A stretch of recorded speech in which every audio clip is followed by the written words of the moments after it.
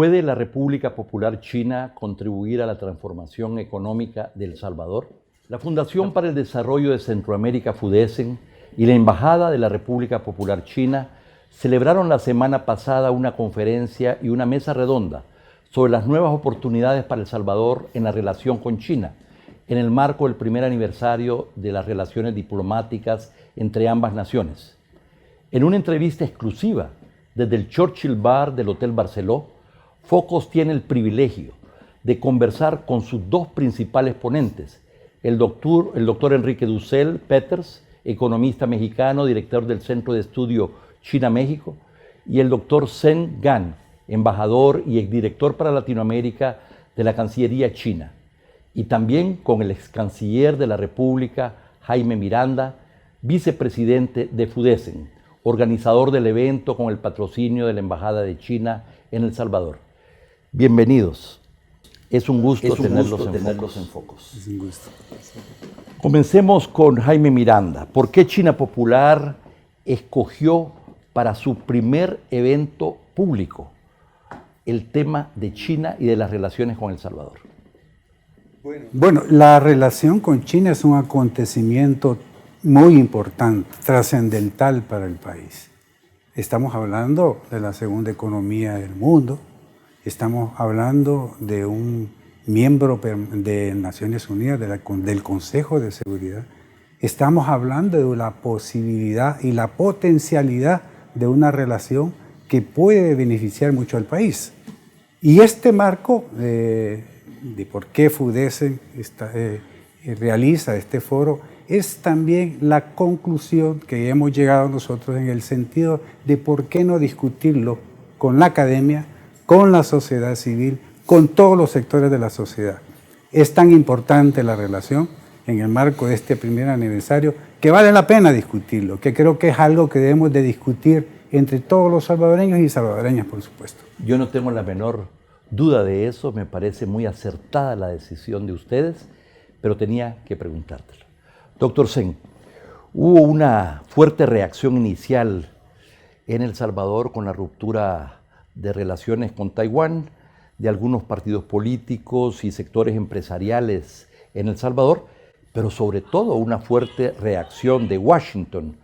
La pregunta obligada es si a ustedes les sorprendió esta reacción de Washington. Para nosotros sí, es una reacción que nos ha sorprendido. ¿Y por qué? Porque China es reconocida por las Naciones Unidas y por la comunidad internacional que el gobierno de la República Popular China es el que representa toda China. Taiwán solamente es una provincia de la República Popular China. Y si Salvador tiene relaciones con una provincia de China, entonces no es normal.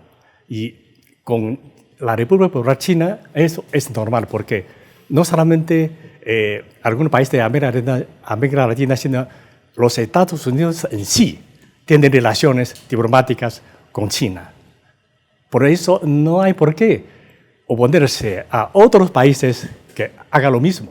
Esta reacción que algunos consideran desproporcionada aumentó la curiosidad y el interés de China por El Salvador para decir, bueno, ¿qué tiene El Salvador, el pequeño El Salvador, que Washington reaccionó de esa manera? Hay que preguntar a Washington. No, mi pregunta es si a ustedes al descubrir esta reacción, no se preguntaron qué tiene ese pequeño país que hizo que Washington reaccionara de esa manera, algo que ustedes no habían visto ni en el caso de Panamá ni de República Dominicana. Es cierto, como usted mencionó que yo fui director general del Departamento de América Latina de la Cancillería de China.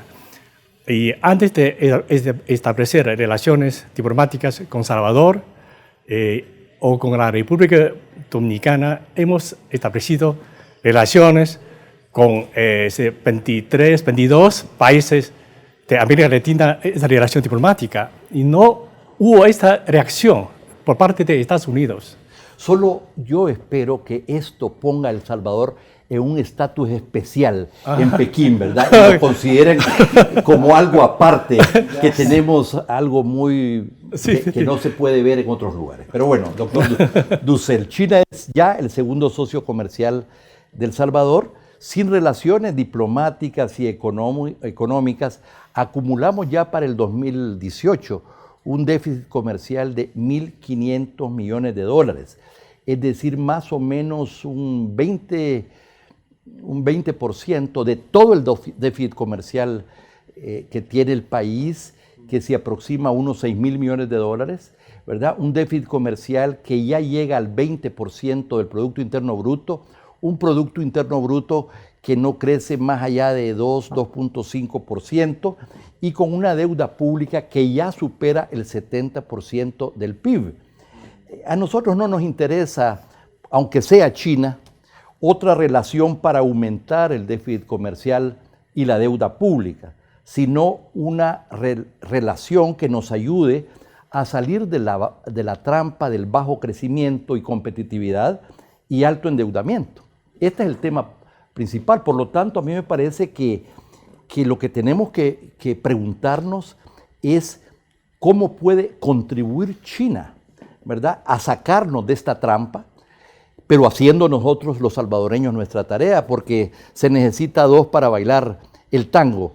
Y en ese sentido no podemos solo esperar de decir qué va a hacer China, pero qué vamos a hacer nosotros.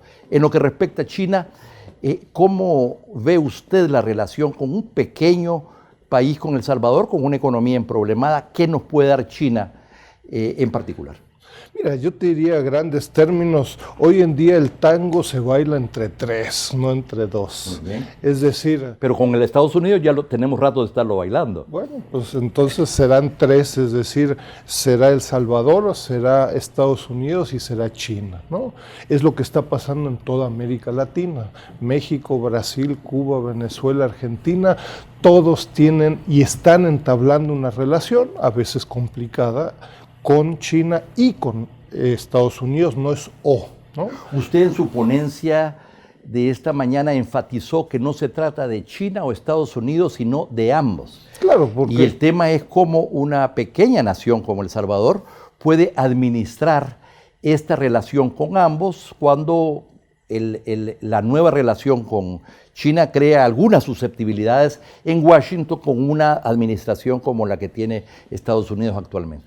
Altamente complejo, y para países más pequeños las presiones, desgraciadamente, de Estados Unidos son muy fuertes. También México, también Argentina estamos siendo testigos de estos embates. Uno, dos, me temo que de ahora a noviembre del 2020 la situación va a ser mucho peor. Es decir, las presiones electorales y electoreras en Estados Unidos para ganar votos van a ser muy duras, particularmente en Centroamérica y en México. Y yo te diría, por último, por ello es más importante que nunca que los respectivos países, El Salvador, México y otros, definan una estrategia muy clara con respecto a Estados Unidos y China. ¿Qué queremos de China? ¿Cuáles son las prioridades en una agenda hoy, mañana, pasado mañana? Si eso no lo definimos, vamos a tener que estar atentos de tercero. Hay una pregunta obligada que es, ¿cuál es el interés de China en El Salvador? O sea, ¿qué podemos ofrecer nosotros más allá de la relación entre los pueblos y las naciones, que siempre es bueno? La pregunta es, ¿le interesa algunas inversiones de empresas chinas para exportar a Estados Unidos, que se instalaran en El Salvador, para exportar a Estados Unidos y a otros países con los que tenemos tratados de libre comercio? ¿Hay algún tipo de interés en el marco precisamente de puertos, aeropuertos, donde podamos jugar pues algún rol? ¿Cuál es el interés, embajador, por El Salvador? Porque si yo me acuerdo bien, ustedes, y aquí está nuestro ex canciller que nos puede confirmar, tanto el primer gobierno del FMLN como el segundo gobierno en sus primeros 3 años tocaron la puerta de Pekín para tener relaciones, y la respuesta de ustedes, muy polite, muy educada, fue que no, que ustedes tenían una relación con Taiwán y que por de pronto los socios de Taiwán continuarían siendo socios con relaciones diplomáticas.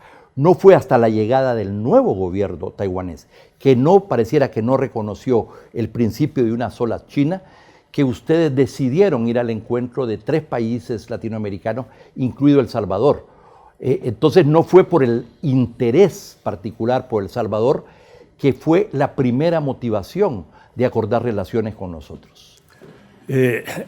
Yo creo que China quiere establecer relaciones diplomáticas con todos los países del mundo que tienen este interés de ser amigos, de tener relaciones normales con China.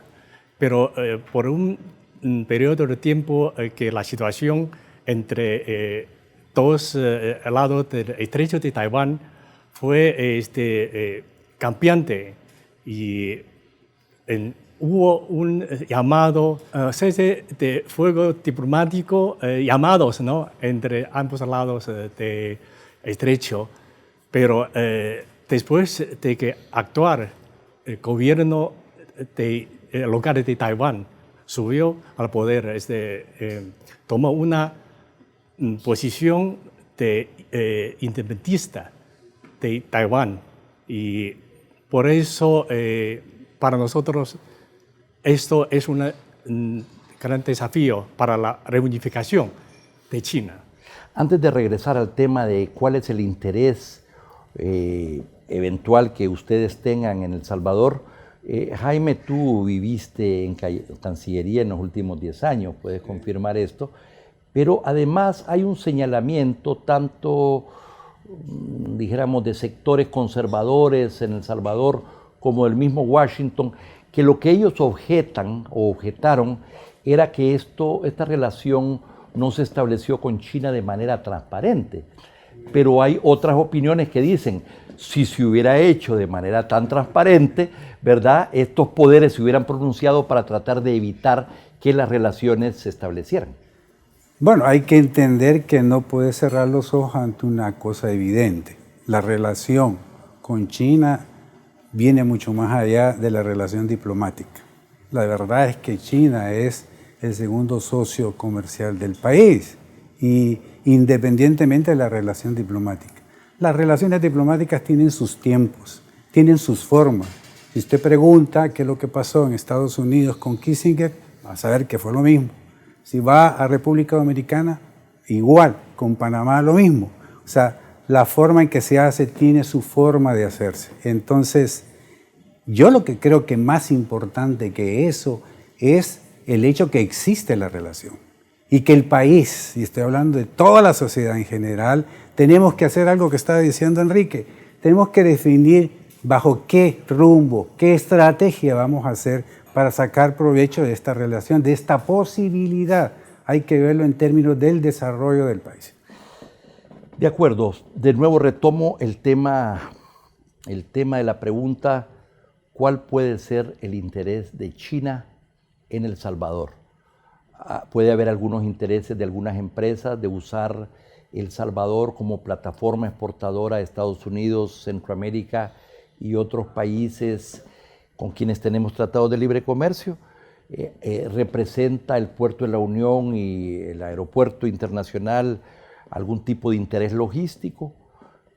Más allá de que todas las naciones queremos tener relaciones buenas y querernos, siempre las naciones se mueven por intereses.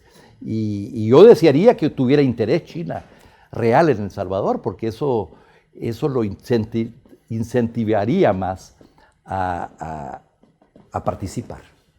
En realidad, para la cooperación es de interés para ambos lados. Sin embargo, yo creo que el establecimiento, la decisión de establecer relaciones diplomáticas con El Salvador no se debe principalmente por intereses económicos,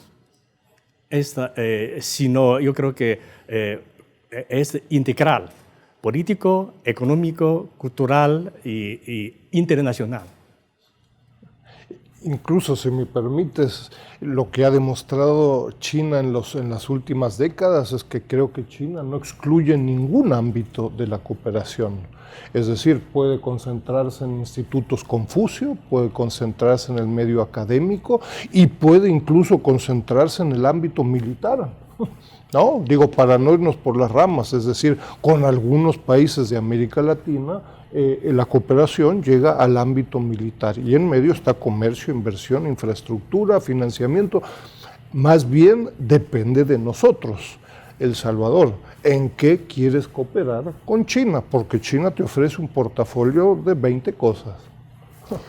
Me enteré precisamente que se va a inaugurar este Instituto Confucius para desarrollar las relaciones culturales entre ambos países, embajador. Y China ya tiene instaladas este tipo de Instituto Confucio con más de cientos de países en el mundo. Y cuando yo estuve en Argentina también se instalaron 2 Institutos Confucio en Argentina. Lo hacemos, esto es para el mejor intercambio entre China y otros países del mundo que no sabían hablar chino. Eso es difícil de hacer intercambios con nosotros. Así es. Es el principal motivo. Esa parte de chino. Va a establecer en la Universidad de El Salvador y entiendo que hasta se va a construir un edificio para precisamente poder atender, dijéramos, todos los roles, todas las actividades que tendrá el instituto. Vamos a ir a un corte comercial. Ya regresamos.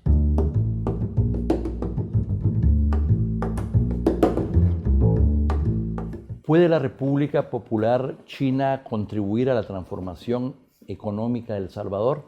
Ese es el tema que nos ocupa esta noche, conversando con 3 importantes interlocutores y conocedores de este tema. El doctor Enrique Dussel Peters, economista mexicano, director del Centro de Estudios China-México, con el doctor Zhen Gan, embajador y exdirector de Latinoamérica en la Cancillería China, y con Jaime Miranda, nuestro ex canciller de la República. Y estamos transmitiendo desde el Churchill Bar del Hotel Barceló. Muy bien, nos interesa en esta segunda parte exponer precisamente que en las condiciones del Salvador, a nosotros nos interesa desarrollar las fuerzas productivas y exportadoras. Nos interesa crecer alta, sostenida y sustentablemente, preparándonos para la revolución científico-tecnológica 4.0. Y no podemos ir a tener una relación con la segunda, sino la primera potencia económica del mundo, si no tenemos presente nuestra condición y qué es lo que queremos. Entonces, embajador, ¿cómo podría la relación con China ayudarnos a transformar la economía y progresar sostenidamente en las próximas 2 décadas? Y uno de los rubros importantes es la asistencia técnica, porque China tiene mucha experiencia en esto con la mayoría de los países en desarrollo, pero pobres y menos desarrollados, por ejemplo, en África y América Latina, en Asia. Yo estuve en Ecuador como embajador. En aquel entonces hicimos asistencia para el pesca, porque el camarón en Salvador, el blanco, muy famoso, sin embargo, tuvo una producción muy reducida. Así que damos la asistencia técnica de cultivar en el mar este pescado. Y ahora una explotación inmensa a todo el mundo, incluso a China. El mercado chino se inunda esos camarones blancos de Salvador, ayudándoles a aumentar la explotación y recibir la divisa. Y yo creo que es una de las formas muy exitosas de China de ayudar a los países que tienen relaciones diplomáticas amistosas con China a elevar sus capacidades. Asistencia técnica que tenga un impacto en la producción y en las exportaciones, en la creación del empleo, etc. pero también está todo el ámbito de la educación, de la formación técnico-profesional, de cara a preparar nuestros recursos humanos, precisamente para poder atraer inversiones chinas y de otros países y poder adaptarnos también mejor a la transformación científico-tecnológica en curso. Como ya dije en la mañana en el simposio, de que China es un gran participante y gran proveedor de la cooperación sur-sur. Y dentro de esa cooperación, la preparación de la gente de talento es muy importante, porque un país si quiere desarrollar, lo más importante es el talento de su país. Y China tiene muchos cursos de preparación para estos talentos. Ustedes en México son estudiosos de la relación con China, tienen una estrategia de país y dentro de los impactos de la iniciativa de la Franja y la Ruta que hemos podido ver en El Salvador, por lo menos vemos que podrían haber contribuciones en 4 aspectos: la mejora de la infraestructura, la mejora de la interconectividad, mejorar el sistema educativo, fortalecer las ciudades y los territorios. ¿Cómo usted ve la contribución diversa y potencial de China en un país como el nuestro? Mira, a ver, China ya ha transformado a países significativamente en América Latina. A mí me parece un caso muy relevante, incluso un punto de referencia que valdría la pena considerar en El Salvador es Ecuador, ¿no? Ecuador en 10 años fue profundamente transformado por más de 25 proyectos de infraestructura y donde transformó por completo la matriz, por ejemplo, energética de Ecuador. Ojo, todo proyecto de infraestructura por sus dimensiones tiene efectos ambientales, tiene efectos sociales, tiene efectos financieros y fiscales, no son gratis, ¿no? Entonces yo te diría, en México hay un grupo de efectos comerciales, de inversión y de otra índole, pero China te ofrece un portafolio de oportunidades. ¿Qué te interesa? Financiamiento, educación, infraestructura, 25 cosas. O muchas cosas al mismo tiempo, siempre y cuando nos preparemos. Hablando de infraestructura, El Salvador tiene algunas, dijéramos, infraestructuras a desarrollar, donde tiene flujos de ingresos al futuro, que se trate del aeropuerto, que se trate del fovial, que ve todo el tema de las carreteras. Es decir, cuando uno tiene flujos, significa que se pueden estructurar proyectos, ¿verdad? Porque hay posibilidades de financiamiento. Habría que ver el tema del tren, ¿verdad? Ciertamente está el tema del puerto o de los puertos. Este es un tema importante. ¿Cómo podemos desarrollar a socios públicos privados o empresas mixtas, ¿verdad? Para poder desatar precisamente la inversión y el crecimiento a partir del desarrollo de infraestructuras y logística, donde China tiene precisamente mucha experiencia. Si me permites, no más brevemente, pero yo creo que ahí China te ofrece una enorme flexibilidad. Nosotros en nuestro centro hemos estudiado más de 70 proyectos de infraestructura de China, de Argentina a México, y China hoy en día está en condiciones de trabajar con la iniciativa privada, con la iniciativa pública, y pueden ser proyectos, como se dice técnicamente, de llave en mano, donde China te ofrece todo y la integración local, nacional es cero, u otros proyectos donde todo el proyecto de construcción civil, por ejemplo, es local y nacional. Eso depende de la contraparte. Como usted decía en su conferencia, no se trata de inventar la rueda o el agua tibia. Muchas de estas cosas ya están hechas y hay muchísima experiencia. Y México y Ecuador y otros países pueden asesorarnos. Pero no solamente hay que esperar qué ofrece China, qué le vamos a pedir, qué le vamos a proponer y cómo nos vamos a preparar para ir a su encuentro, Jaime. Bueno, yo creo que tú has dicho lo correcto. Lo primero que nosotros tenemos que saber exactamente qué queremos de esta relación. Y para eso tenemos que tener claro qué queremos del país, ¿verdad? Hay propuestas. Aquí no se parte de cero. Hay políticas de transformación, diversificación productiva. Habría que ver, ¿verdad? Hay planteamientos, como dice Enrique, el planteamiento de China a la CELAC, a todos los países, independientemente de que tengan relaciones diplomáticas o no, es gigantesco. La ruta y la franja, nosotros lo hemos firmado ya. Hay una serie de posibilidades en facilitación de comercio, en la posibilidad de potenciar el comercio. Yo en eso me pongo de acuerdo en las necesidades de FUDESEN, planteamos que debe de ser un marco más regional, más que país. El segundo, la inversión y fundamentalmente infraestructura, ¿verdad? No es lo mismo también en ese marco la parte como país a que lo vea regionalmente. La parte de financiamiento es que lo que ofrece China y lo que es China en términos de financiamiento es muy... Entonces, pero ¿qué pasa con esto? Primero tenemos que ponernos de acuerdo entre nosotros. Por eso el foro es importante para nosotros. Y es un llamado a nosotros, a la academia, a los que estamos en la academia, a los que estamos en centros de pensamiento, a la sociedad. Nosotros tuvimos ahora varios empresarios que fueron al foro, ¿verdad?, interesados en ver cómo es eso. Eso tenemos que poner de acuerdo y decir, por aquí, es lo que queremos en esta nueva relación con este país tan importante. Es un desafío del gobierno en primer lugar, pero también de los centros de pensamiento y del diálogo y la concertación, primero interna, ¿verdad? Nacional, precisamente para poder diseñar una hoja de ruta, porque aquí hay un tema también no solamente de claridad, pero de credibilidad frente a una potencia como China.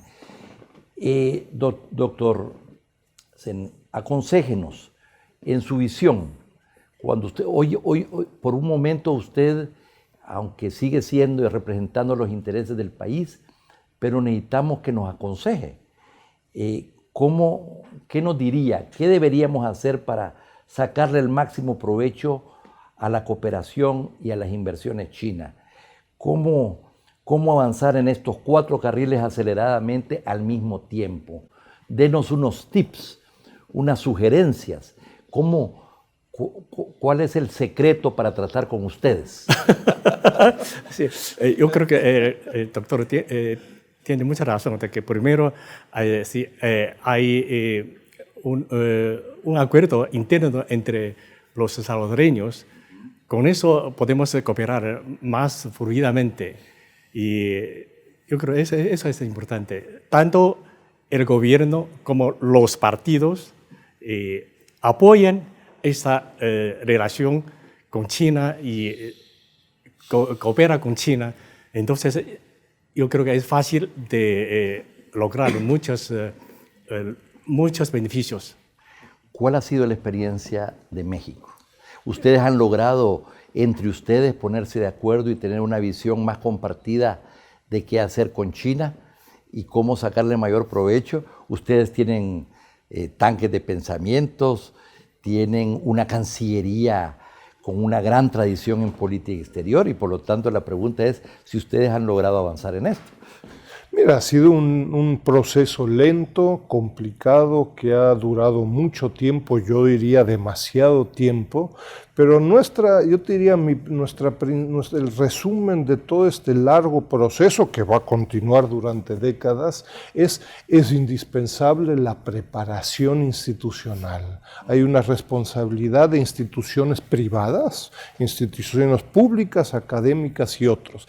Cualquier prioridad que tome El Salvador o México u otro país, por ejemplo, la atracción de turismo, por decir algo, bueno, pues para atraer turismo chino, pues no pueden venir nadando, ¿verdad? Pues entonces necesitas transporte, necesitas visas, necesitas financiamiento, necesitas infraestructura especializada, necesitas 50 cosas, pues eso hay que hacerlo acá. Si traes ya el turista y no tiene que hacer, pues llegó uno y no vuelve a caer uno, ¿no? Entonces, cualquier tema que tú priorices requiere de una preparación en el respectivo país en América Latina. Si no, mejor ni nos metamos, ¿no? ¿Cuál ha sido, embajador, la experiencia de su país en la relación con Costa Rica? dijéramos que es un país, yo diría, modelo para Centroamérica, porque ellos han hecho mucho la tarea en educación, en salud, en la preparación de sus recursos humanos y en un modelo de desarrollo un poco diferente a los modelos tradicionales del CA4 o del Triángulo Norte. ¿Cuál ha sido la experiencia estos años en la relación con Costa Rica? Sí, la verdad es que Costa Rica tomó una decisión de establecer relaciones diplomáticas con China con un consenso interno entre su país. No hubo ningún impedimento, ninguna oposición para hacerlo. Por eso hicimos cooperaciones muy fluidas.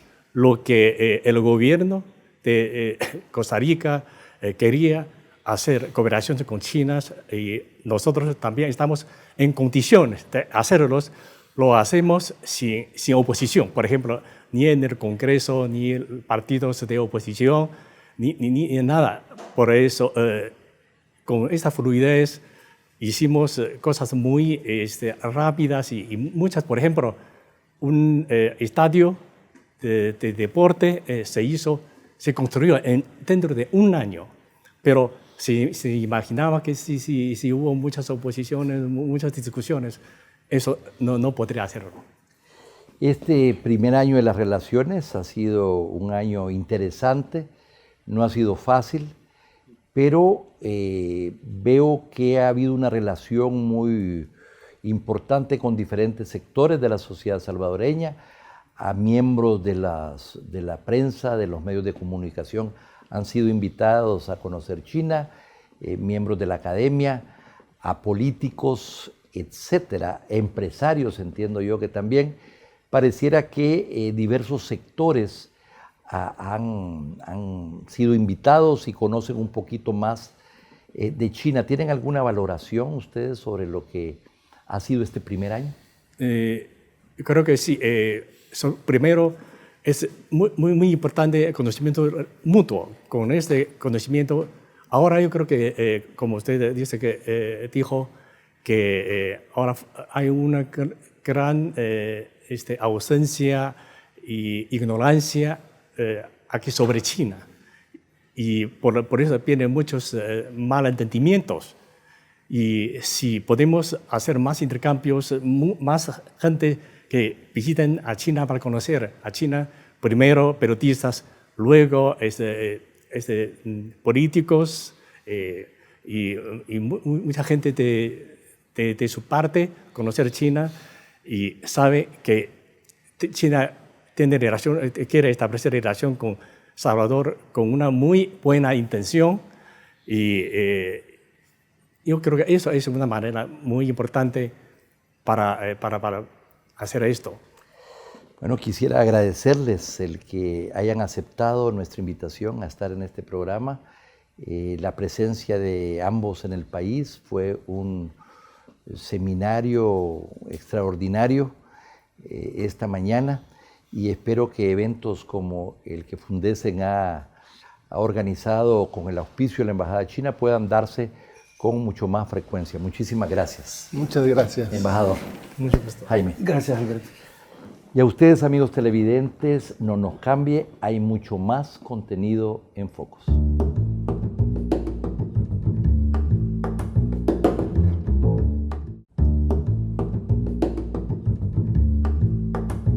La Procuraduría para la Defensa de los Derechos Humanos presentó esta semana un informe que disecciona cómo la Policía Nacional Civil ejecutó a 116 personas entre 2014 y 2018, mientras el aparato estatal falló en investigar debidamente estos hechos. El informe especial analiza casos de ejecuciones extralegales que la versión policial presentó como enfrentamientos armados con grupos delincuenciales. Además, identifica indicios de tortura, acoso policial previo y alteración de las escenas del crimen. La PDDH recoge en su informe 48 casos de ejecuciones extralegales ocurridos entre 2014 y 2018. Estos suman 116 víctimas. La mayor parte sucedió en 2015 y 2016, coincidiendo con el lanzamiento de unidades élite de la policía para combatir a las pandillas, señala la Procuraduría. A través de documentos oficiales, entrevistas con testigos y especialistas forenses, la Procuraduría refuta la versión policial de que la mayor parte de estos hechos eran enfrentamientos armados. También descubre indicios de alteración de pruebas en las escenas de los asesinatos. La PDDH señala que algunas víctimas sufrieron decapitaciones, asfixias, quemaduras severas, lo que no encaja con la versión de un enfrentamiento armado. Además, señala que las autopsias revelan indicios de golpes y torturas previas a la ejecución en al menos una tercera parte de las víctimas. También, el informe da cuenta de un posible fraude procesal. Señala a la PNC de haber colocado armas junto a los cuerpos o haberlos movido de posición para reforzar la idea de los enfrentamientos armados. La PDDH afirma que en el 44% de los casos, la posición del cuerpo reportada en las actas oficiales no coincide con lo que determinan las pruebas forenses. Además, en el 70% de los casos registrados por la policía como enfrentamientos, testigos aseguran que la víctima no estaba armada en el momento del hecho. ¿Quiénes eran las víctimas? El 94.1% eran hombres y el resto mujeres. En promedio recibieron 9 disparos, dirigidos a ocasionar la muerte, no a neutralizarlos, asegura la Procuraduría. Cerca del 70% eran adolescentes y jóvenes.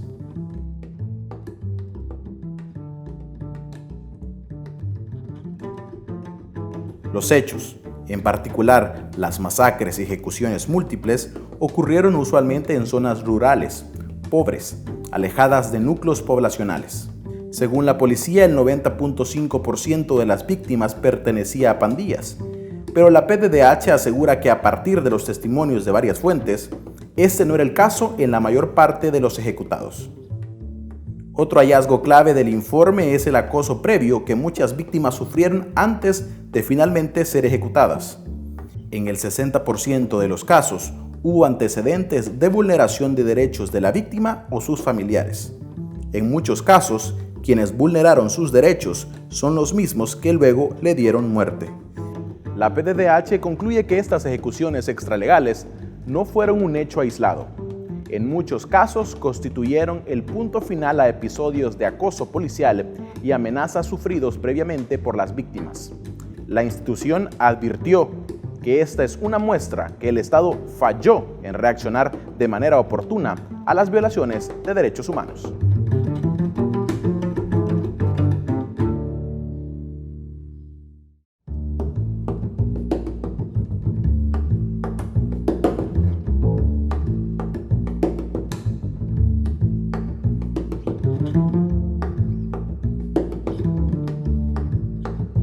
Buenas noches, bienvenidos a la mesa de entrevista de Matices. Saúl, buenas noches. Buenas noches, Karen. Buenas noches también a quienes nos sintonizan. Tenemos datos y elementos de contexto para compartir con ustedes.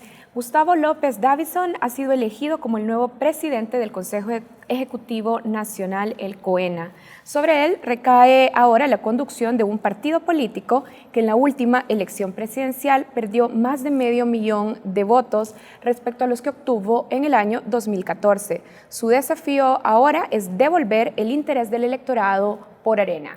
Pero además de recuperar el capital político perdido en los últimos años, Karen, el dirigente arenero debe atender también aspectos sobre las finanzas del partido y el manejo de las disidencias, de las diferencias y facciones al interior de ese instituto político. Hasta las próximas elecciones, además, en 2024, Arena debe jugar un rol de oposición política al gobierno de Nayib Bukele. Y por eso hoy vamos a conversar sobre estos temas con el presidente electo del COENA, como ya lo habíamos dicho, Gustavo López Davison. Él es el dirigente anteriormente, también recordemos, disputó la candidatura presidencial de su partido y recientemente ha sido electo con el 12.2% del padrón de Arena. Bienvenido a Focos. Muy buenas noches a todos, muchas gracias, es un gusto estar acá con todos ustedes. Gracias a usted por atender la invitación.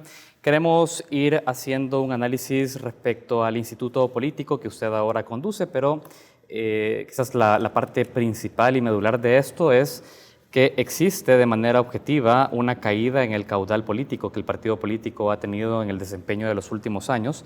Y la pregunta que a nosotros nos surge de inicio es cómo propone usted recuperar la confianza y el voto de los areneros al partido político, pero también de la sociedad en general que anteriormente lo apoyaba. Bueno, lo que ha pasado es de que Arena y el FMLN siempre fuimos un partido que nacimos en una misma época, uno para contrarrestar el otro, y se generó ese crecimiento generacional, digámosle, de una misma forma. En otras palabras, la dirigencia se fue envejeciendo de ambos partidos. Cuando viene y en ambos partidos pasaron cosas realmente malas, como el tema de la corrupción. Eso es algo que realmente la gente no le gusta. No le gusta que con sacrificios se paguen impuestos y demás y que de repente a través de cuentas secretas y otras cosas pues se roben el dinero del pueblo. Eso obviamente impactó lo de devuélvanos robado. Nosotros, ¿qué tenemos que hacer para conectar? Es sencillamente a través de nuestras alcaldías, que tenemos 139 alcaldías, debemos de hacer un muy buen trabajo de acercamiento, de buscar soluciones a lo que es la comunidad. Es la única manera de conectar, así como también informar de una mejor manera, cosa que no lo hemos hecho. Quisimos hacer las cosas como era lo tradicional, un meeting donde llegaban 500 personas y no nos dimos cuenta la efectividad de las redes sociales, y ahora los meetings se llaman Facebook Live, donde se llega a miles de gente en cualquier parte del mundo. Entonces, ¿cómo conectar? Haciendo las cosas bien, reconociendo los errores que se han cometido en el pasado. Así es de que es un reto muy interesante, pero estamos muy seguros. Gustavo, usted ha hecho mención de dos aspectos principales, de alguna manera, con su intervención del por qué la reducción de caudal. Por un lado, la corrupción, digo, y por otro lado, la manera de comunicar políticamente. Explíquenos concretamente cómo se atiende en este periodo el tema de la imagen que tiene Arena vinculada a la corrupción y cómo se comunica mejor, digo, para poder tener claro de qué acciones está pensando implementar. Bueno, tenemos que nosotros ser muy rigurosos con el tema de la corrupción. Es más, nosotros queremos más que sea en contra de la corrupción, por decir algo, tener una Fiscalía General de la República muy, digámosle, balanceada con relación a su presupuesto. Hay 150,000 casos para 550 fiscales, o sea, alrededor de los 3,000 casos por fiscal.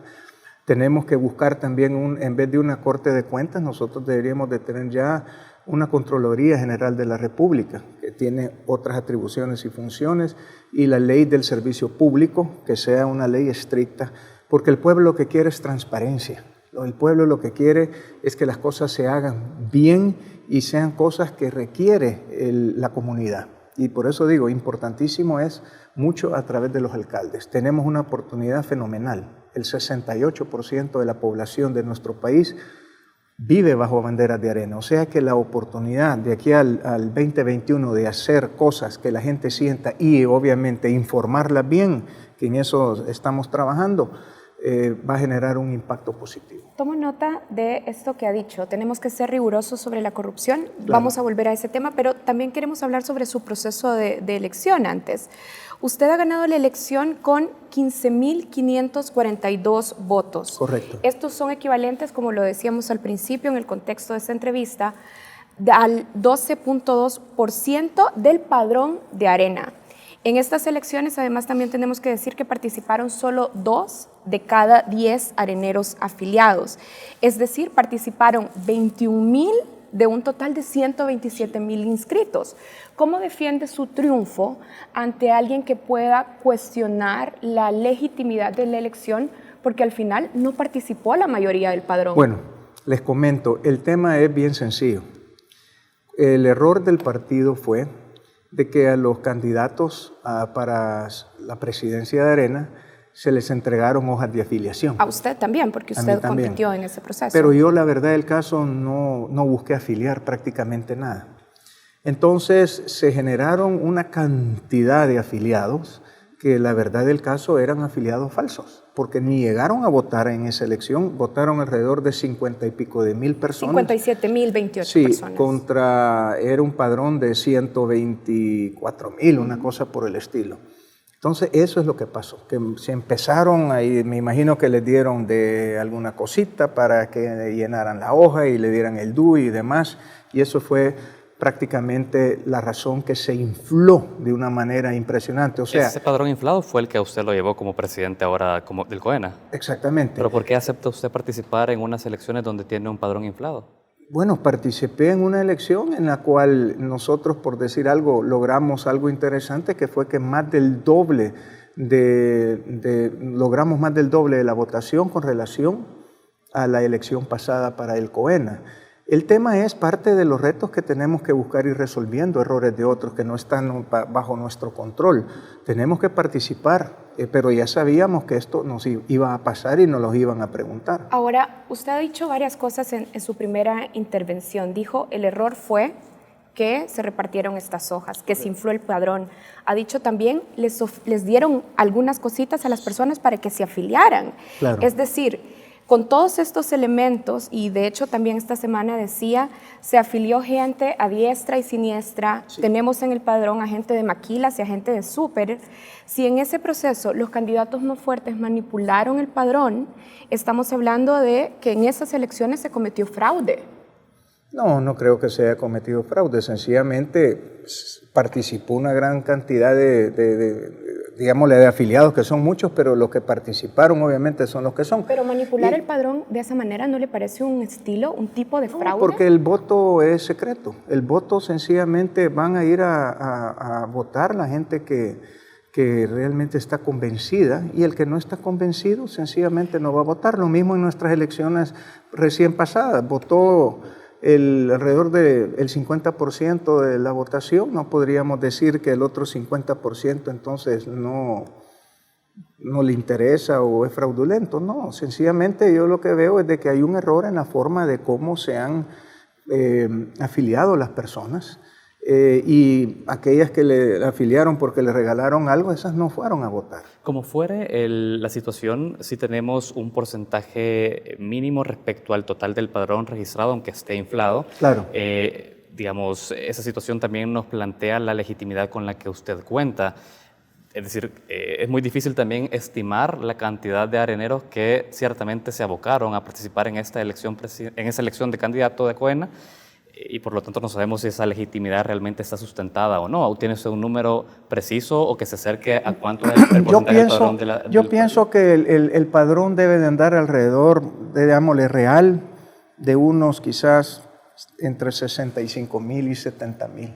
De ahí para arriba, honestamente, gente que no votó ni elección pasada, ni en esta última elección, y es algo que vamos a revisar para poder tener realmente un padrón adecuado. Ahora, pero reitero, lo interesante del caso es de que con relación a la elección pasada del COENA, fueron 9,000 las personas que fueron a votar cuando sale electo Mauricio Interiano. Y en este momento fueron 21,000.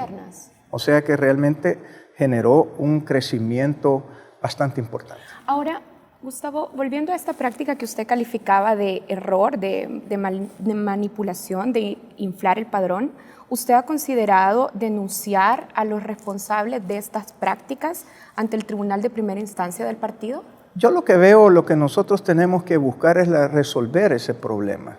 Resolver, como reitero, el error fue haberle dado a todos los que eran precandidatos, o candidatos, perdón, hojas de afiliación, que ellos pensaban, bueno, vamos a afiliar a toda la gente de una maquila o del supermercado, y como que no, pues ¿no? Tenían que llenar y todo eso.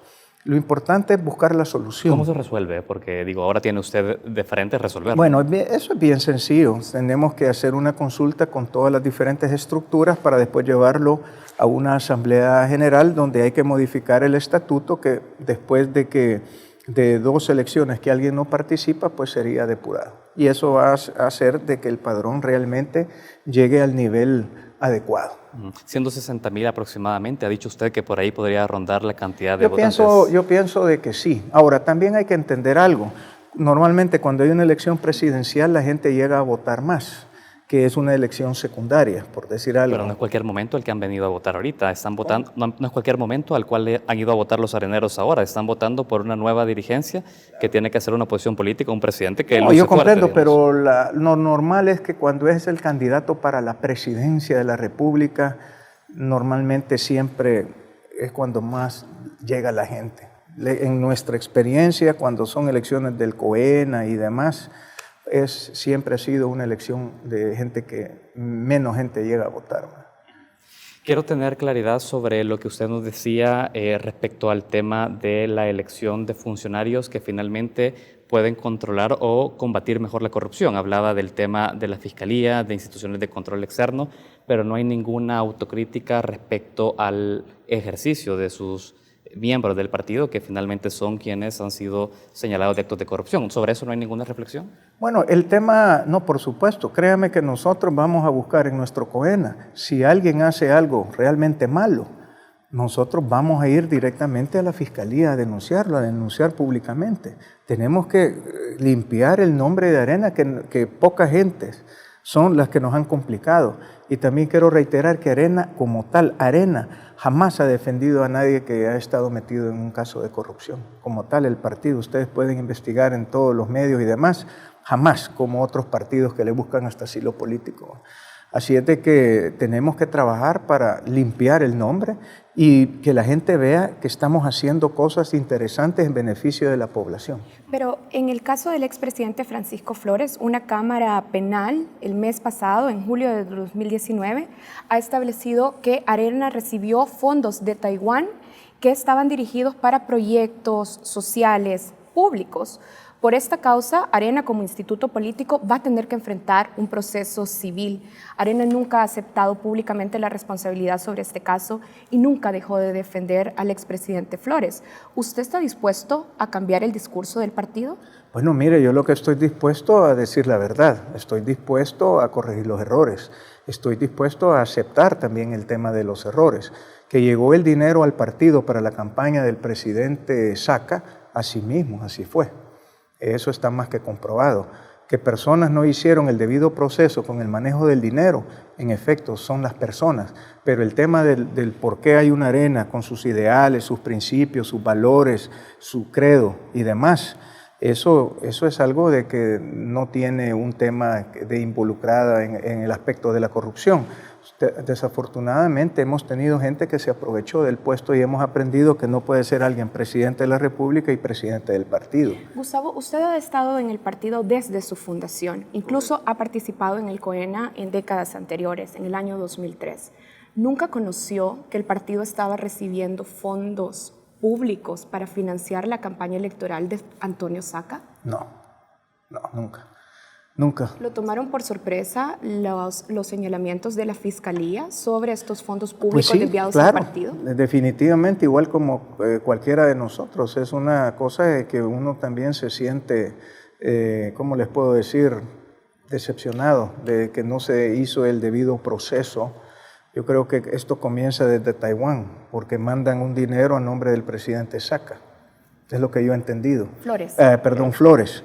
Y entonces después vienen y lo mandan a Costa Rica y después lo mandan para acá al y Instituto esto y lo otro. Rodríguez Ford. Y todo eso, eso no es correcto. Pero no tendría que ser entonces una corrección, una declaración que usted acaba de hacer en este espacio, al decir que Arena nunca se ha quedado callada ante un hecho en el que hay una irregularidad en el manejo de fondos públicos, porque este caso puntual hay un seguimiento penal, hay un seguimiento. No, yo estoy hablando de que nosotros como Arena realmente jamás hemos defendido a nadie que ha estado metido en un acto de corrupción. Ese es a lo que yo voy. Como tal, como Arena, como instituto político, jamás lo hemos hecho. ¿Las actuaciones del expresidente Francisco Flores no le parecen un acto de corrupción?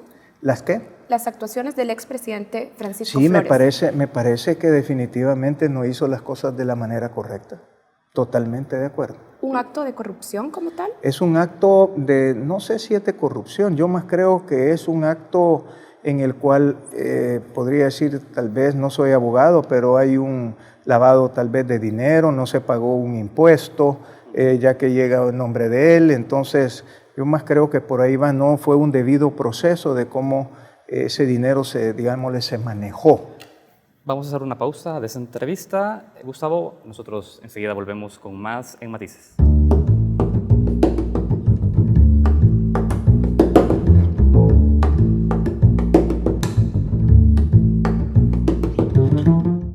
Estamos de regreso esta noche conversando con el nuevo presidente electo del COENA, Gustavo López Davidson, que ha aceptado nuestra entrevista. Queremos hablar también de otros desafíos internos del partido. Arena cerró con pérdidas el año 2018. De acuerdo con el estado de resultados de su partido, el déficit del año pasado fue de 8.4 millones de dólares. Si sumamos esto a las pérdidas de años anteriores, el partido acumula un déficit de 11.6 millones de dólares. ¿Cuál es su estrategia financiera para solventar este déficit del partido? Bueno, hay una, que yo sepa, son como 8 millones. Como 8 millones. De eso, en el partido tenemos una parte que va a ser asegurada con el tema de la deuda, ¿cómo se llama? Lo que da la deuda política. Exactamente, la deuda política. Aunque ya habían recibido adelanto el año pasado. El año pasado sí se recibió un adelanto, pero con relación a lo que se ha obtenido, entonces una buena parte está. Lo que está, digámosle así, que tenemos que enfrentar son como 3 millones, 3.2 millones de dólares. Luego de recibir el restante de deuda política, son 3 millones los que se deben cubrir de déficit. Son como 3.2 millones de dólares. Y eso no me quita el sueño. Eso, sin duda, vamos a honrar todas las deudas. Vamos a ir a platicar con toda la gente que ha creído en nosotros. Vamos a buscar, por supuesto, un plan de pago. Tenemos también diferentes planes, alrededor de 5 diferentes planes para el tema de la recaudación de fondos. ¿Cuáles son esos planes? Porque son 3 millones que sí nos interesaría tener claridad cómo el instituto lo va a cubrir. Bueno, por ejemplo, tenemos uno de ellos va a ser que, así como, digamos, el FMLN, de que los que son funcionarios públicos van a aportar al partido. Eso nos va a generar alrededor de unos 60,000 a 70,000 dólares mensuales. Después de eso vamos a tener toda la gente que quiera entrar a ser concejal, alcalde, diputado, síndico, van a tener que pagar una capacitación. También las capacitaciones que se van a estar dando a nivel nacional van a ser cobradas y tenemos cantidad de gente que quiere capacitarse. Todo eso nos va a ir generando ingresos. También vamos a buscar cómo asesoramos para los asocios públicos privados con las alcaldías, de buscar inversionistas en el exterior, principalmente, hay un ejemplo en Chalchuapa, hay 2 en Los Ángeles asociaciones de Chalchuapa de ayudar, pero muchos están interesados en invertir. Y podemos desarrollarlo con el tema de videovigilancia, con el tema de la basura. ¿Pero cómo Arena va a recibir fondos de esos servicios? ¿Arena prestaría esos servicios y cobraría por esos servicios? Exactamente. Digámosle, se cobraría una comisión para poder lograr que en este país se generen más empleos. ¿A las alcaldías? Digámosle, con diferentes alcaldías, correcto. Obviamente tiene que estar autorizado por el Consejo Municipal y demás, ¿verdad? Ya será de ellos.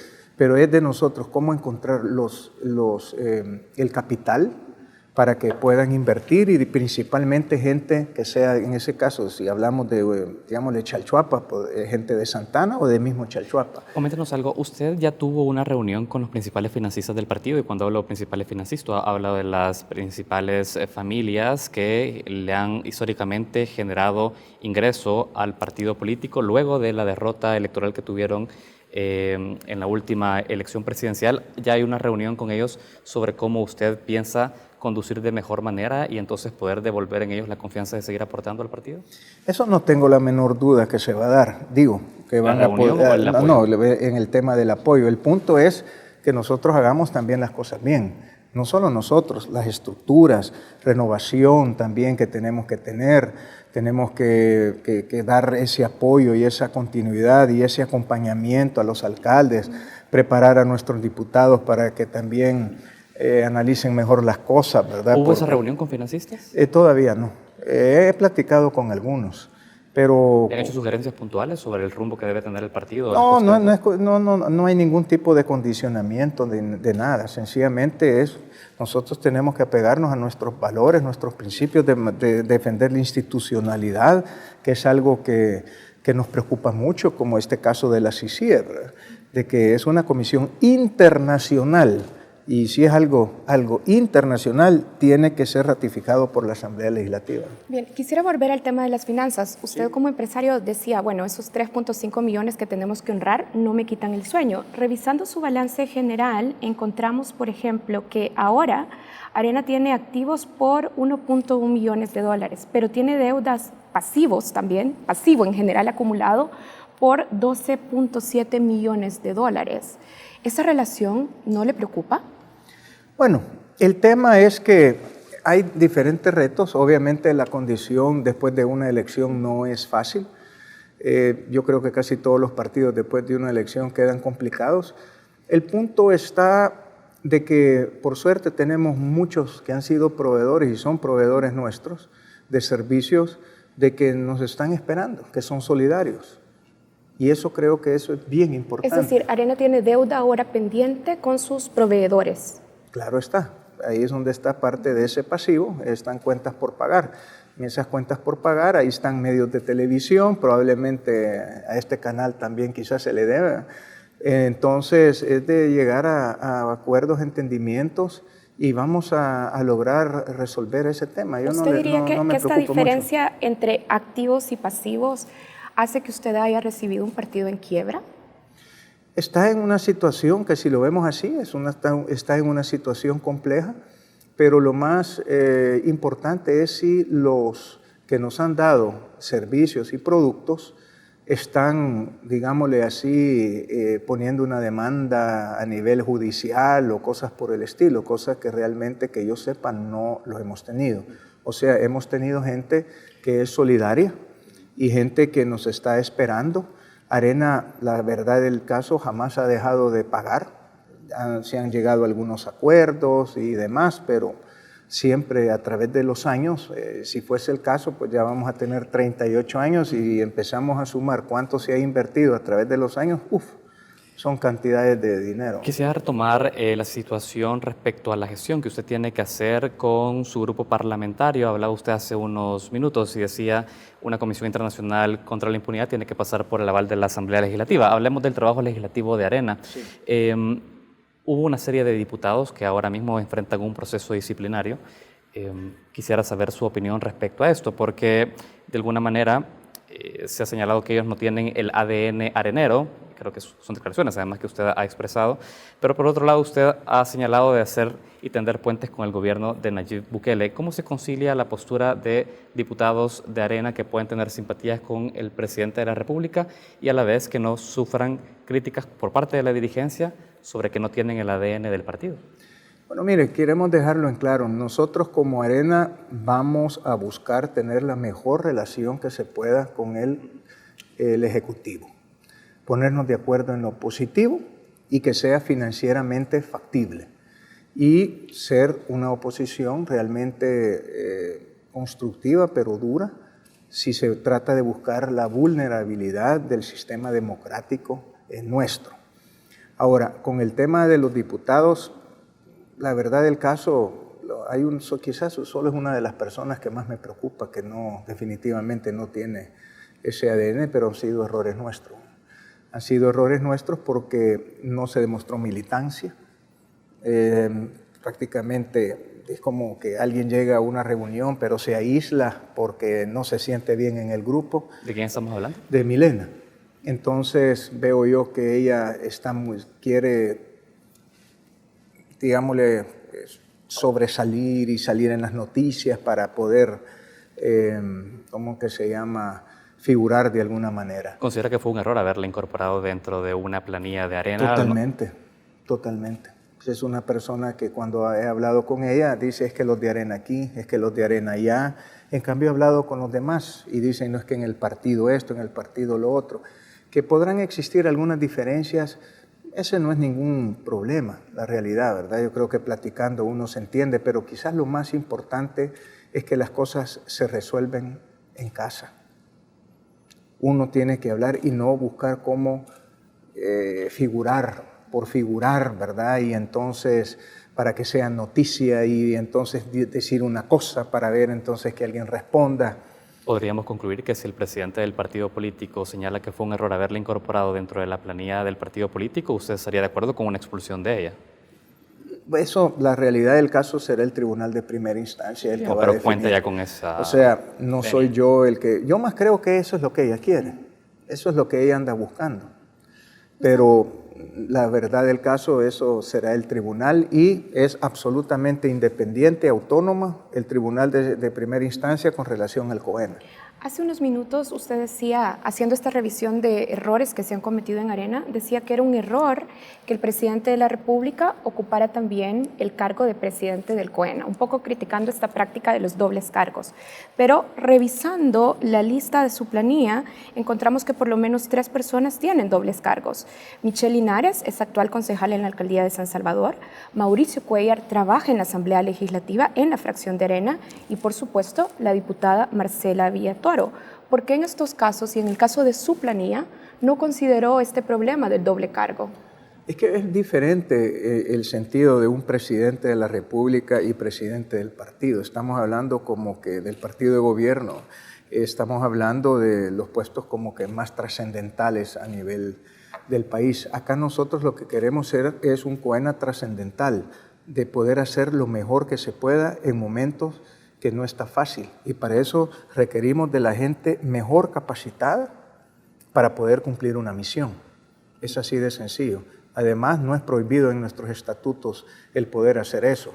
Y nosotros tenemos una Michelle Linares que tiene 26 años, desde los 14 ha militado en nosotros, una persona joven, madura, con experiencia, que cuando no está el alcalde de San Salvador, ella hace las funciones de alcaldesa. Entonces, nosotros tenemos que buscar lo mejor que se pueda. Y eso es lo que yo me siento y les digo a todos, me siento bien tranquilo de que cada quien sabe qué es lo que va a hacer.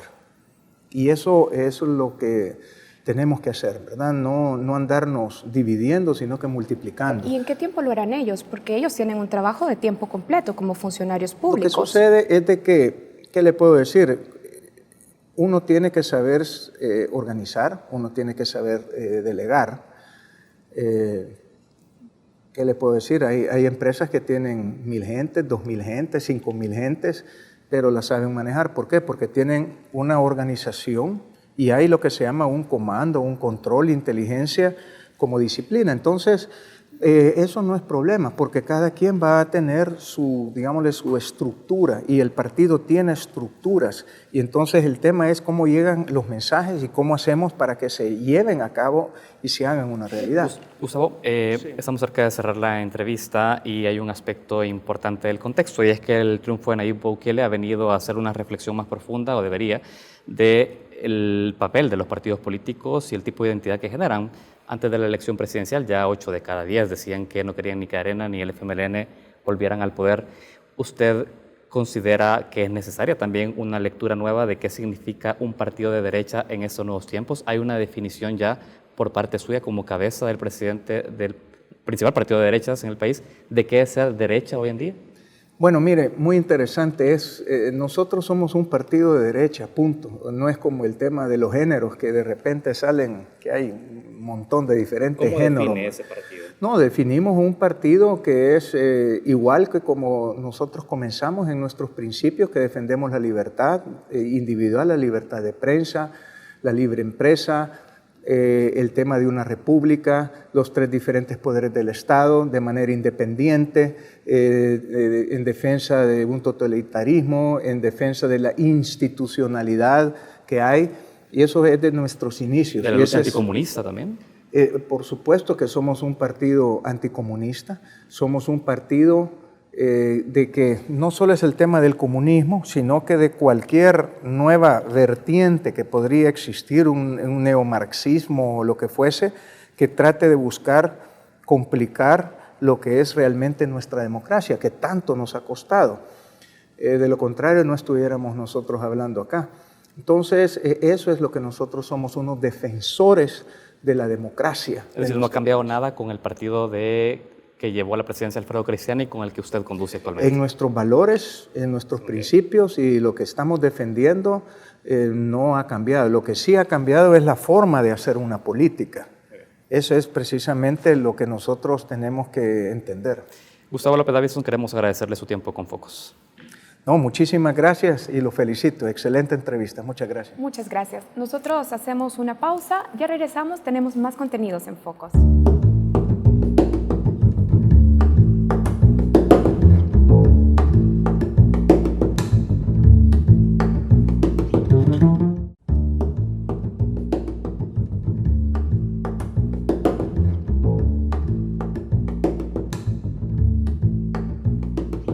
Bienvenidos a Reflejos, el segmento de análisis internacional de Focos TV. El foco de la semana es Brasil, y es que el fuego continúa devastando el Amazonas. Este 2019, más de 75.000 incendios están reduciendo a cenizas miles de hectáreas de este pulmón de América y el mundo. Frente a esto, el presidente Jair Bolsonaro ha flexibilizado el control de la explotación de los bosques, ha criticado a los ambientalistas y ha rechazado la ayuda internacional para mermar el desastre. Para hablar del tema, enlazamos hasta Río de Janeiro, Brasil, con Gerardo Cerdas Vega, sociólogo e investigador socioambiental. Bienvenido a Focos, Gerardo. Muchas gracias por la invitación.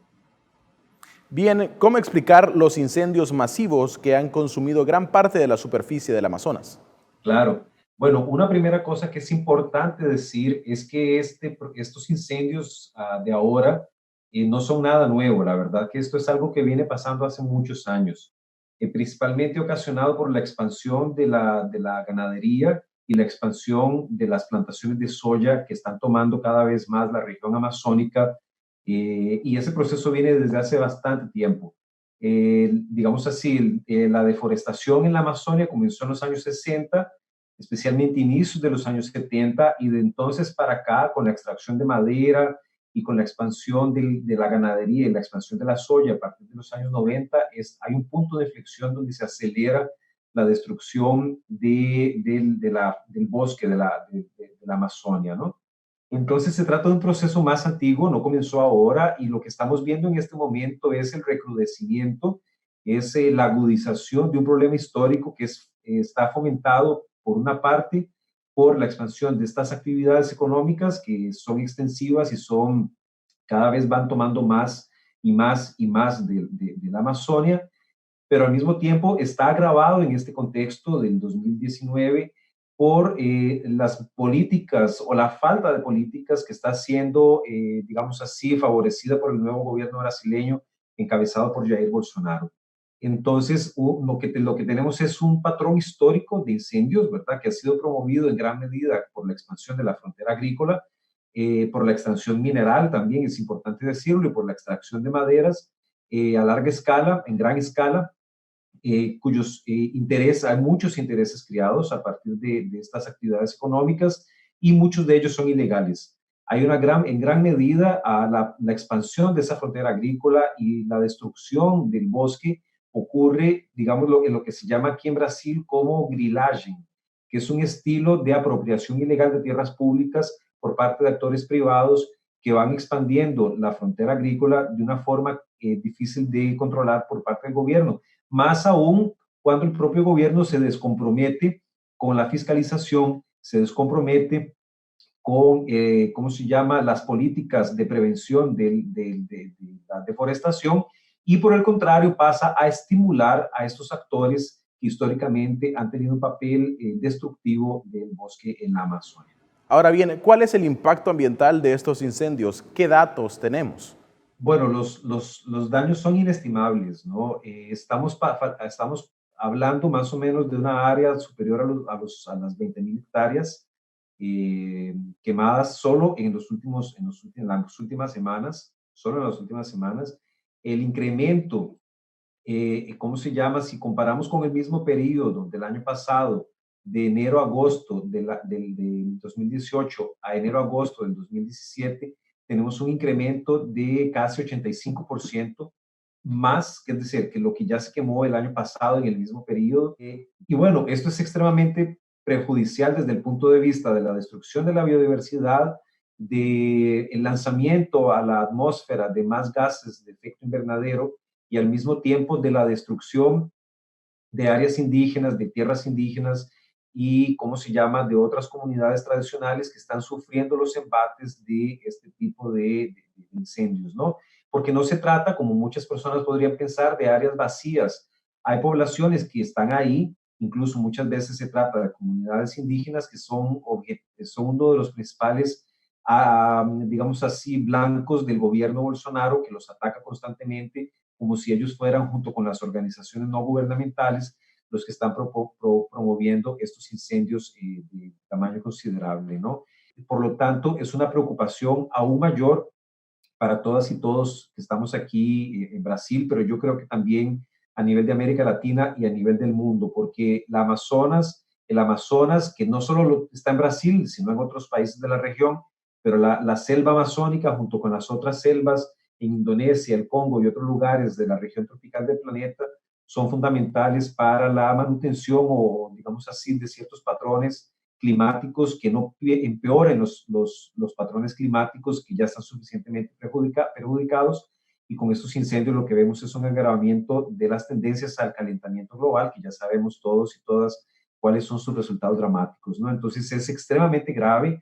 Estas selvas tienen un papel fundamental en la producción de agua, en la retención de carbono y otros gases de efecto invernadero, y cómo se llama en la manutención de la biodiversidad, que es elevadísima en estas regiones, de forma que vemos, digamos, este avance con extrema preocupación. Y una de las cosas, Dimas, no sé si está claro, en este momento solo Brasil ya destruyó 20% de la selva amazónica que está en su territorio, 20%.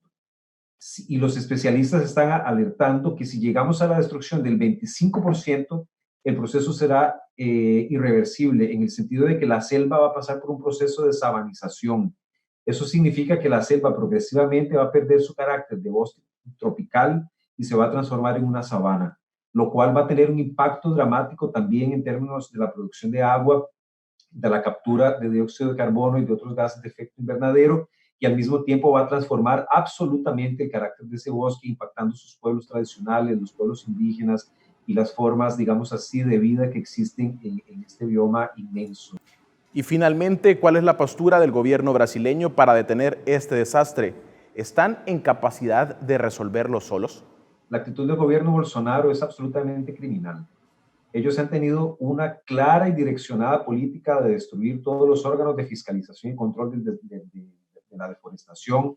Han atacado sistemáticamente a los órganos científicos del gobierno que monitoran vía satélite y con tecnologías súper avanzadas del propio gobierno, como el Instituto Nacional de Investigaciones Espaciales, INPE, con la sigla en portugués, que viene hace años monitoreando con tecnologías súper de punta el avance de la deforestación, y el gobierno ha sido completamente, digamos, criminal en términos de promover el desmonte de la fiscalización, el desmonte de los órganos de control, ha cuestionado todos los órganos científicos del propio gobierno, ha atacado a las organizaciones no gubernamentales, ha atacado a los países donantes, al punto que los países donantes del Fondo Amazonia han retirado el apoyo, ha atacado a las comunidades indígenas, y por otro lado ha favorecido de forma sistemática desde la campaña política a los ganaderos, a los sojeros, a todos los que llamamos aquí grileiros, que son los que favorecen esta apropiación ilegal de tierras para traspasarlas a los grandes productores de soya o productores de carne y extractores de minerales, ¿verdad? Y con esquemas ilegales de apropiación de tierras públicas, favoreciendo un discurso de violencia, favoreciendo que los dueños de grandes haciendas anden armados dentro de su propiedad, favoreciendo la violencia rural, con un discurso absolutamente pautado en lo que ellos llaman el desarrollo económico de la Amazonia, que es ni más ni menos una tragedia, digamos, lo que incluso yo llamaría de ecocidio, que es todo un proceso de destrucción brutal de la naturaleza y de los pueblos originarios que habitan en el bioma amazónico. Bien, muchísimas gracias por acompañarnos, Gerardo. Claro, con mucho gusto, Dimas. Estoy en la mejor disposición para contribuir con estos análisis en el momento que ustedes quieran o necesiten de mí. Estoy al servicio de ustedes. Con esto concluimos nuestro segmento Reflejos. Para ver este y otros análisis internacionales, ve a focostv.com. Ya volvemos.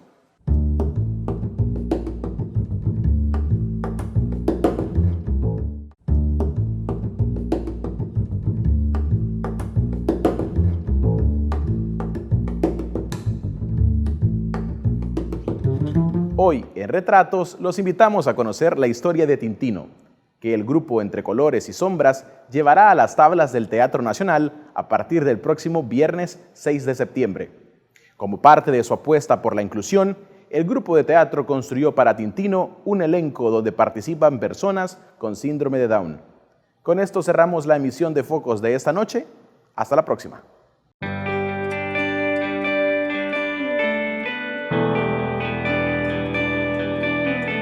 Este proyecto nace en septiembre del 2018 con el propósito de sensibilizar a la población salvadoreña de la importancia de la inclusión. Empezamos con un grupo de 16 jóvenes con síndrome de Down porque el objetivo era hacer la primera obra de teatro inclusiva donde en el escenario se intercambiaran la experiencia de artistas de las artes escénicas de manera profesional con jóvenes con discapacidad. En un momento se pensó en tener diversas discapacidades, pero llegamos a tocar nada más a 16 jóvenes con síndrome de Down, de los cuales 6 se quedan en la puesta en escena ya profesional que se estrena este próximo septiembre.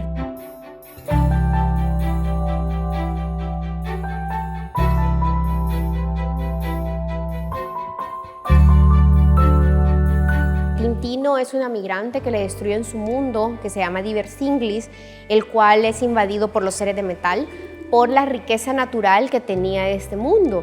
Entonces, luego ella sale en búsqueda de un nuevo hogar y llega a Deredig, que Deredig significa desprecio, discriminación, reproche e ignorancia, que es un mundo individualizado, metalizado, tecnologizado, donde se ha perdido el contacto humano. Entonces ella también se asusta, se encuentra como confundida en el mundo del que está porque ella viene de un mundo totalmente distinto. No perfecto el mundo de Tintino, pero sí un mundo muy armónico. Por eso mismo, digamos, le llevaban hambre estos seres de metal para la conquista. Entonces llega a este mundo, pero este mundo también está en caos, un caos ambiental, tiene problemas también como mundo y ella no llega a salvarlos, pero sí llega a hacer ruido y a impulsarlos prácticamente para que se salven a sí mismos.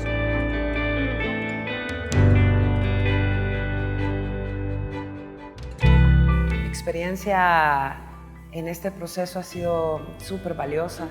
He conocido a personas que jamás pensé que iban a ser mis compañeros y mis compañeras de trabajo, ¿verdad? Ha sido un reto primero porque se ha ido creando la historia a medida que ha ido caminando todo este proceso y hemos ido descubriendo nuestras habilidades y las habilidades de las chicas y los chicos en conjunto. Entonces ha sido bien bonito, o sea, algo inesperado en mi vida actoralmente.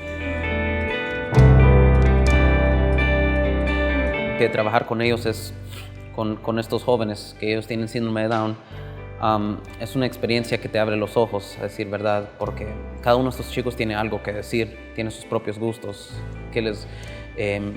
sus cosas que no les gustan, que no les gusta ver. Y ellos no tienen miedo de expresar eso. Ese nivel de honestidad de parte de ellos es la forma que logramos empatizar con ellos y ellos también empatizan muchísimo con nosotros. Sí, tenemos dinámicas como que si fuéramos de hermanos, hermanas y en sí ha sido como una experiencia bien hermosa en ese caso.